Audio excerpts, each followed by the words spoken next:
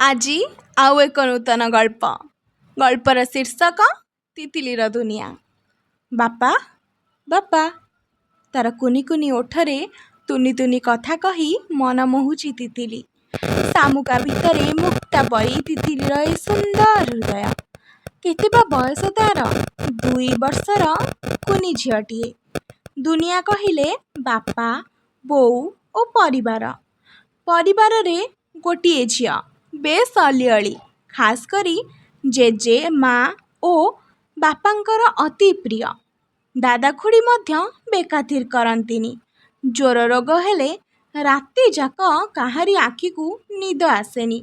ଜେଜେଙ୍କ ପାଟିରୁ ଦେ ବଳଦ ଟାଣିଟୁଣି ପଦ୍ୟାଂଶରୁ 2 ପଦ ନ ଶୁଣିଲେ କ୍ଷୀର ପିଏନି।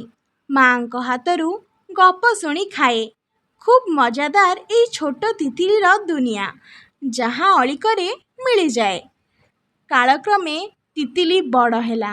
ପ୍ରାୟ 12 ବର୍ଷ ବୟସ ବେଳକୁ ଜେଜେ ଚାଲିଗଲେ। ଜେଜେଙ୍କ ଚାଲିଯିବାରୁ ମା ମଧ୍ୟ ତିତିଲିର ଧ୍ୟାନ ରଖିଲେନି।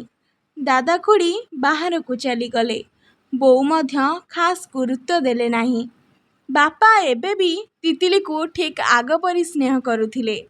ଯେତେ କାମ ଥିଲେ ମଧ୍ୟ ଝିଅ ସହ ଖାଉଥିଲେ, ଝିଅ ସହ ରାତି ରାତି ଗପୁଥିଲେ। ତିତିଲିକୁ ଯେବେ 14 ବର୍ଷ, ବାପା ସେବେ ଆରପାରିକୁ ଚାଲିଗଲେ। ତିତିଲିର ଜୀବନରେ ଭରିଗଲା ଦୁଃଖ ଓ ଯନ୍ତ୍ରଣା। ଏବେ ଆଗ ପରି ଆଉ କେହି ବୁଝାଇବାକୁ ନାହାନ୍ତି। ସାଙ୍ଗର ବାପାକୁ ଦେଖିଲେ ତିତିଲିର ଅନ୍ତର କାନ୍ଦି ଉଠୁଥିଲା। କିନ୍ତୁ ଏବେ ତିତିଲି ଭାଗ୍ୟକୁ ଆପଣେଇ ବହୁତ ଖୁସିରେ